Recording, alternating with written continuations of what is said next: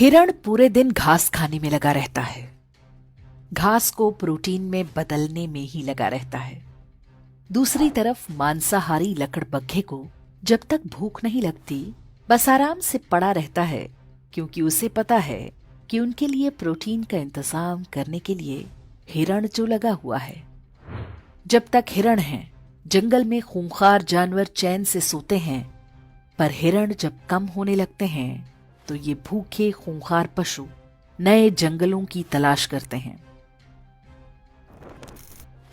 हमारे पूर्वजों ने भी बड़ी मेहनत से सोना, चांदी, रत्न, ज्ञान, विज्ञान इकट्ठा किया था। क्या हुआ?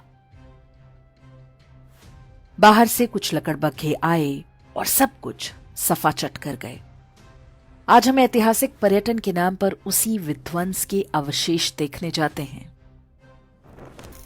अफगानिस्तान लिया, पाकिस्तान लिया, बांग्लादेश लिया, कश्मीर लिया, केरल और बंगाल भी लगभग जा ही चुके हैं। भारत के लगभग सभी क्षेत्रों में लकड़बग्घा बहुल क्षेत्र बसते गए। उनकी नस्ल के शिकारी परजीवी गुणों का विकास भी जारी रहा।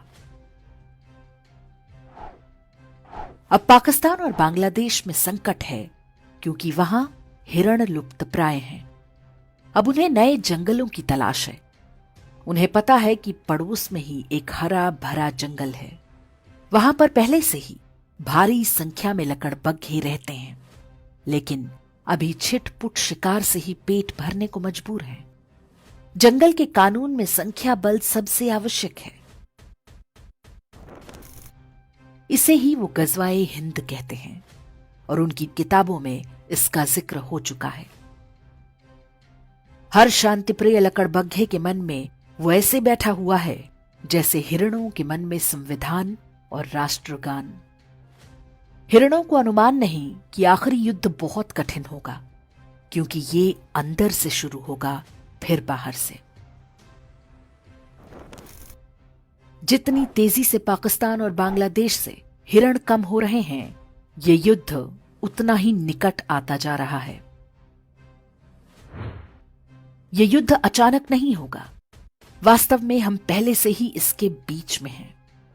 विश्वास ना हो तो हैदराबाद, केरल, पश्चिम बंगाल, यूपी, हरियाणा, राजस्थान, दिल्ली आदि के लकड़बग्घा बहुल क्षेत्रों में घूम आइए।